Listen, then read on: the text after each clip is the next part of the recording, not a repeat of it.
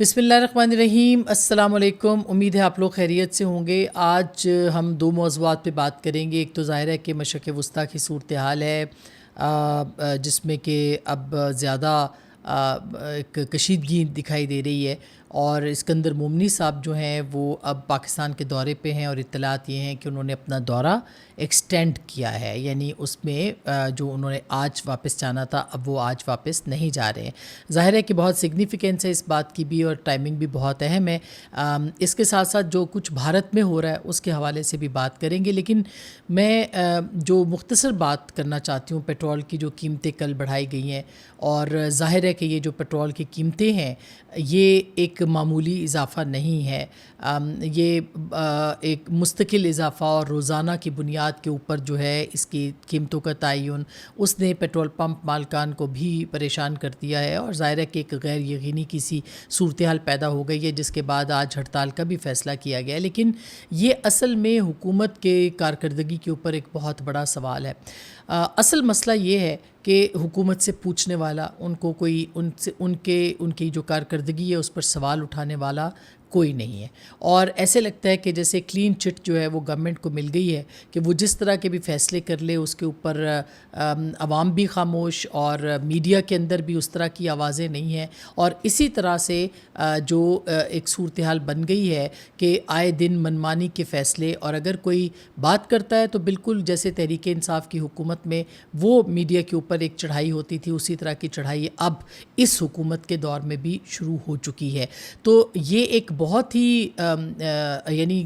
Price hike کا یہ عالم ہے کہ آج بھی 450 سے 500 روپے کے درمیان جو ہے وہ ٹماٹر بک رہا ہے۔ کھانے پینے کی تمام اشیاء جو ہے وہ مہنگی ہو چکی ہیں۔ ٹھیک ہے، انٹرنیشنل قیمتیں جو ہیں وہ بہت میٹر کرتی ہیں، مارکیٹ کے اندر انٹرنیشنل قیمتیں بڑھ رہی ہیں، لیکن جب انٹرنیشنل قیمتیں کم بھی ہوتی ہیں تو کون سا کوئی بہت زیادہ کمی واقع ہو جاتی ہے، یا اس میں افراط زر میں کمی ہوتی ہے، یا مہنگائی میں کمی ہوتی ہے۔ تو میرا خیال ہے کہ اس سے عوام کے اندر ایک غم اور ایک جو جسے کہتے ہیں غصہ، اس کا اضافہ ہو رہا ہے، اور اس کو سمجھنے کی ضرورت ہے۔ ہم آج اگر انڈیا کی بات کر رہے ہیں جہاں پہ ایک بڑی تعداد کے اندر جو ہے وہ لوگ سڑکوں پہ نکل آئے ہیں، نوجوان سڑکوں پہ نکل آئے ہیں، ہزاروں کی تعداد میں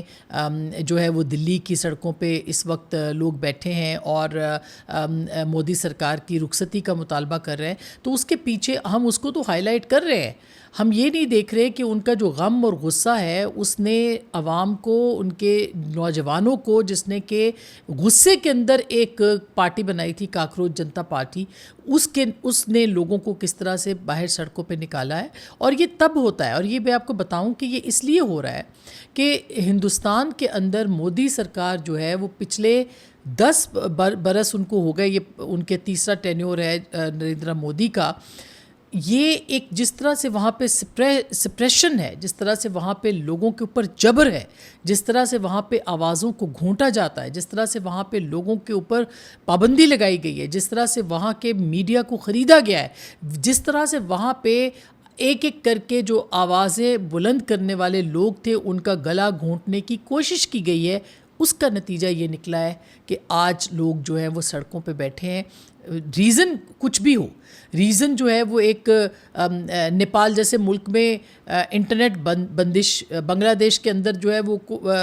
کچھ اور تھا جو طلباء سامنے آ گئے، یعنی چھوٹے چھوٹے معاملات جو تھے وہ ایک بڑے غصے میں بدل جاتے ہیں۔ کہنے کو چھوٹی بات ہوتی ہے لیکن وہ اصل میں اس کے پیچھے جو لاوا پکڑا ہوتا ہے وہ ابل کے سامنے آتا ہے، جو کہ ہندوستان میں اس وقت لاوا ابل کے سامنے آیا ہے کہ پرچے لیک ہوتے ہیں، میڈیکل اسٹوڈنٹ 1,30,000 سے ہر سال جو ہے وہ اپیئر ہوتے ہیں، ان کے پرچے لیک ہونے کے بعد جو ایک ڈپریشن ہے اس کے عوام کا، لوگوں کا، اور پھر ایک سپریم کورٹ کے جج کی طرف سے ایک کاکروچ کا ان کو الزام لگایا گیا، جس کے اوپر غصے میں وہ ابھیجیت جو وہاں کے اسٹوڈنٹ لیڈر ہیں، 30 سال کے نوجوان ہیں، انہوں نے ایک پارٹی بنائی اور لوگوں نے اپنے غم کا اور غصے کا اظہار جو ہے اس کے اوپر کیا۔ تو کہنے کو یہ ایک جسے کہتے ہیں نا کہ ایک آتش فشاں ہوتا ہے، لاوا پکڑا ہوتا ہے اور ذرا سی چنگاری ہوتی ہے جو کہ آتش فشاں کی صورت بن جاتی ہے. تو ہندوستان میں ایگزیکٹلی یہ ہوا ہے کہ ایک 15 سال یا اتنے سالوں سے جو نریندر مودی کی گورنمنٹ کے جبر کا عالم تھا وہ ایک آتش فشاں ایک لاوا پکڑا تھا جس سے ایک چنگاری ملی اور نوجوان سڑکوں پہ آ گئے. کل آپ نے دیکھا وہاں پہ لوگوں کو بڑے بڑے رہنماؤں کو گرفتار کیا گیا، وہاں پہ راہل گاندھی کو گرفتار کیا گیا. پھر ایک بھوک ہڑتال جنتر منتر کے اندر چل رہی ہے جو کہ سونم ان کے جو ایک اوپر یعنی اتر پردیش کے اس کے ہماچل پردیش کے ایک بہت انٹلیکچوئل بھی ہیں، ایک بڑے پڑھے لکھے ہیں، اور انہوں نے اس کو جو ہے وہ بھوک ہڑتال کے اوپر بیٹھ گئے. تو میرا خیال ہے یہ وہ غصہ ہے جو کہ اب نکل آیا. اور میں اس کو اس لیے پاکستان کے تناظر میں اگر آپ دیکھیں کہ جس طرح کی پابندیاں پاکستان پہ عمران خان صاحب کے دور میں لگی، اس سے پہلے مارشل لاؤ میں لگی، اس سے پہلے سیاسی حکومتوں کے اندر بھی اگر لگی، اس کا نتیجہ نکلا. اور پھر آپ نے دیکھا کہ وہ سپریشن جو تھا وہ ایک لاوے کی صورت بنتا چلا گیا. یہ یاد رکھیں کہ جب بھی آپ دبائیں گے کسی آواز کو بھی وہ ایک آتش فشاں وہ کسی نہ کسی وقت وہ پھٹے گا. تو ابھی پاکستان کے اندر جو ہے یہ جو آزادی اظہار ہے اس کا گلا جس طرح سے گھونٹا جا رہا ہے، میرا خیال ہے کہ یہ کسی آتش فشاں کی صورت بن سکتا ہے. اس کو بہت دھیان سے دیکھنا پڑے گا آپ لوگوں کو. اگر آپ کے ارد گرد کے سارے ملکوں کے اندر نوجوان سڑکوں پہ نکلے ہیں، نیپال کے اندر، بنگلہ دیش کے اندر، سری لنکا کے اندر، تو انڈیا کے اندر، اب تو یہ نہیں ہو سکتا کہ پاکستان پہ اس کے اثرات مرتب نہ ہوں. میں کیوں یہ بات بار بار کہہ رہی ہوں کہ اگر آپ یہ پیٹرول کی قیمت جو ہے یہ ایک صرف بہانہ ہے، لوگوں کے اندر جو مہنگائی ہے اور جو دیگر معاملات ہیں اس کے اوپر غم اور غصہ موجود ہے. تو میرا خیال ہے کہ اس کو ضرور دیکھنے کی ضرورت ہے، اس کو حل کرنے کی ضرورت ہے. اسی طرح سے آج دو بہت اہم خبریں ہیں جو کہ آپ کے گوش گزار کرنی ہے اور اس کے اوپر بات کرنی ہے. ایک تو یہ خبر ہے کہ جو سعودی عرب کے ساتھ جو ایک تو پاکستان نے امریکہ سے $10 ارب کے زر مبادلہ استحکام فنڈ کے لیے درخواست کر دی ہے. پاکستان نے جو درخواست کی ہے اس میں رائٹرز کے مطابق پاکستان نے ایکسچینج اسٹیبلائزیشن سپورٹ فیسلٹی زر مبادلہ کے استحکام کی سہولت فراہم کرنے کی درخواست کی ہے، جسے منظور کیے جانے کی صورت میں ملک کے زر مبادلہ کے ذخائر میں اضافہ، روپے پر دباؤ میں کمی اور کثیر الجہتی مالیاتی ذرائع پر انحصار کم ہونے کی توقع ہے. یہ جو درخواست ہے یہ اسکاٹ بیسنٹ کے وہ بھیجی گئی ہے جو کہ وزیر مالیات ہیں امریکہ کے، اور 5 سال تک کی مدت پر مشتمل $10 ارب کی سہولت مانگی گئی ہے. یہ درخواست ایران جنگ کے دوران پاکستان کے سفارتی کردار رپورٹ کے مطابق تہران واشنگٹن کے درمیان رابطوں مذاکرات میں سہولت کاری کے بعد سامنے آئی ہے، جس سے پاکستان کی سفارتی اہمیت میں اضافہ ہوا تھا. یہ بھی کہا گیا رپورٹ میں کہ اگر امریکہ یہ سہولت فراہم کرتا ہے تو پاکستان کو اپنے زر مبادلہ کے ذخائر مستحکم کرنے، روپے کی قدر کو سہارا دینے اور IMF کی قسطوں یا دیگر ہنگامی مالی امداد پر انحصار کم کرنے میں مدد مل سکتی ہے. پاکستان اس وقت بھی IMF کے $7 ارب کے پروگرام میں ہے، سخت مالیاتی اقتصادی اصلاحات پر عمل پیرا ہے، ٹیکسوں میں اضافہ، سرکاری اخراجات میں کمی اور مالیاتی نظم و ضبط شامل ہے. اور $7 ارب کی توسیعی فنڈ سہولت جو ہے ملی تو زر مبادلہ کے ذخائر جو ہیں اس کے باوجود اب بھی سرکاری قرضوں، دوست ممالک کی مالی معاونت اور قرضوں کے تجدید پر پاکستان جو ہے وہ انحصار کر رہا ہے. یہ بھی آپ کو بتا دیں کہ ایک طرف تو یہ ہے، اس پہ بھی میں آپ کو بتاتی ہوں کہ پاکستان کو اس طرح کے اقدامات نہیں کرنے چاہیے. پاکستان نے ابھی تک اس کی تصدیق یا تردید نہیں کی ہے، رائٹرز کے مطابق انہوں نے کوئی جواب نہیں دیا، لیکن اللہ کرے کہ ایسا نہ ہو. اس کی وجہ یہ ہے کہ جب آپ کسی کے اوپر بھروسہ کرتے ہیں، جب آپ کسی سے سپورٹ لیتے ہیں، جب آپ کسی سے مدد لیتے ہیں، جب آپ کسی سے قرضہ لیتے ہیں تو آپ انفیکٹ آپ اس کے اندر جکڑے جاتے ہیں. اور بالکل اسی طرح جیسے IMF کے اندر اس وقت پاکستان جکڑا ہوا ہے اور IMF کے مطابق پاکستان کو چلنا پڑتا پڑتا ہے. پاکستان کی حکومت جو ہے وہ اپنا بجٹ بھی نہیں دے سکتی وہ IMF سے پوچھے بغیر. تو لٹرلی دیکھا جائے تو پاکستان جو ہے اس کی ٹوٹل ڈپینڈنسی جو ہے اس وقت جو ہے وہ فورن قوتوں کے اوپر ہے, غیر ملکی قوتوں پہ ہے. اوپر سے اگر پاکستان امریکہ کے ساتھ یہ ایکسچینج پروگرام جو ہے کر لیتا ہے جس میں کہ $10 ارب ہمارے خزانے میں تو آ جائیں گے, لیکن اس کے بعد کیا کیا ہوگا. یاد رہے کہ پاکستان کے آئین کے مطابق کوئی بھی بیرونی آپ معاہدہ یا کوئی ایسی چیز نہیں کر سکتے جو اس سے کہ آپ عوام کو یا پارلیمان کو آگاہ نہ کریں. انفارچونیٹلی بہت سے معاہدے ایسے بیچ میں ہوئے ہیں جس میں کہ پاکستان نے پارلیمان کو آگاہ نہیں کیا اس کی جو شرائط ہے اس سے, لیکن جس میں کہ سعودی عرب کے ساتھ بھی ایک معاہدہ ہے. اب ایک طرح سے دیکھا جائے تو اس طرح کی اگر کوئی خبریں ہیں تو یہ کوئی اچھی خبر نہیں ہے.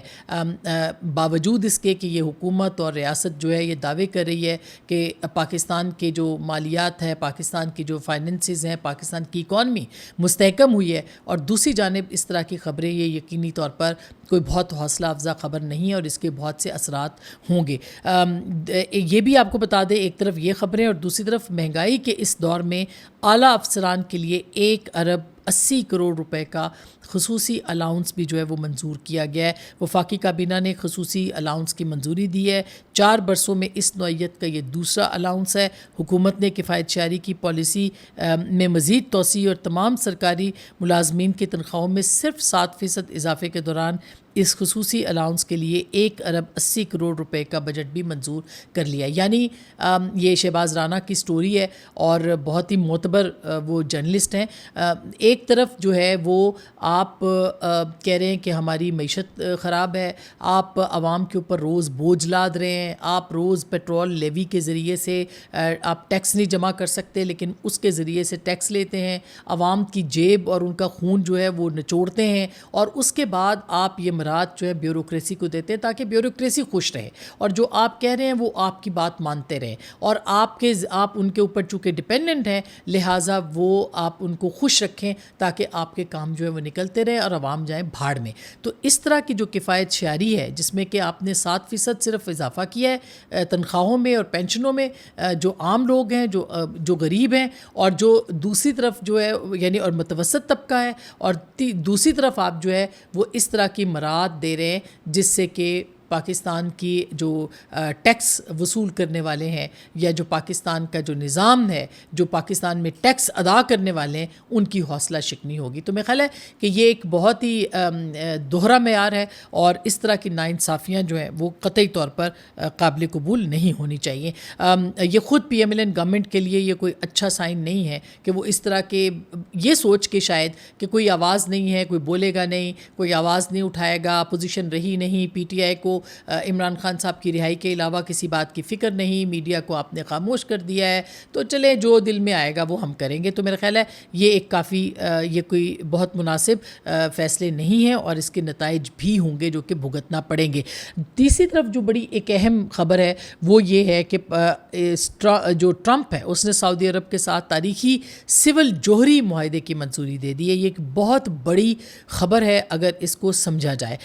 یہ جو تاریخی سول جوہری معاہدہ ہے اس کی منظوری دی ہے اور وال اسٹریٹ جرنل کے مطابق اس معاہدے کے تحت سعودی عرب سول جوہری پروگرام کے قیام میں امریکہ مرکزی کردار ادا کرے گا اور یہ معاہدہ 30 برس کے لیے ہوگا اور اس کی مالیت $10 ارب بتائی جا رہی ہے. معاہدے کا مقصد سعودی عرب کے جوہری بنیادی ڈھانچے کی تعمیر, ترقی میں امریکی کمپنیوں کو کلیدی کردار ادا کرنا ہوگا, دیگر غیر ملکی کمپنیوں کو اس شعبے سے دور رکھنا ہے, اور معاہدے کی اہم شق کے تحت اگر واشنگٹن اور ریاض کا مشترکہ جائزہ اس ضرورت کی توثیق کرتا ہے تو امریکی کمپنیاں سعودی عرب میں یورینیم افزودگی کا ایک پلانٹ بھی تعمیر کریں گی. یہ یاد رہے کہ ایران کا جو یورینیم افزودگی کا پرامن پروگرام ہے جو کہ سول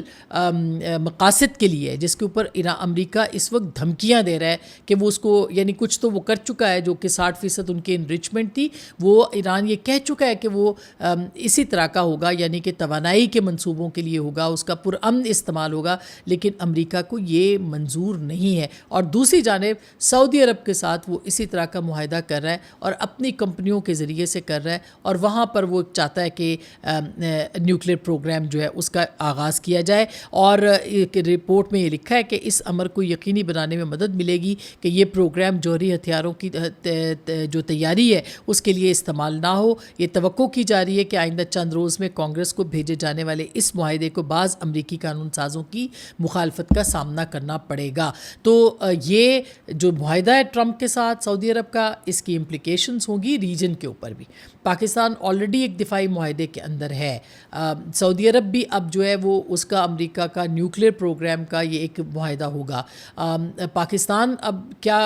اس کا کیا کردار ہوگا اس میں, نہیں ہوگا, یا کس طرح سے آگے بڑھے گا, یہ ایک الگ سوال ہے. لیکن اصل بات یہ ہے کہ ریجن کے اندر اس کی جو امپلیکیشنز ہیں وہ کافی زیادہ ہوں گی, اور ایران سعودی عرب تنازع بھی اگر بڑھتا ہے تو اس کے تناظر میں بھی یہ جو ڈیولپمنٹ ہے یہ بہت امپورٹنٹ ہوگی. یہ اب تک کی اطلاعات تھیں. اپنا بہت خیال رکھیے گا. اللہ نے کے بعد.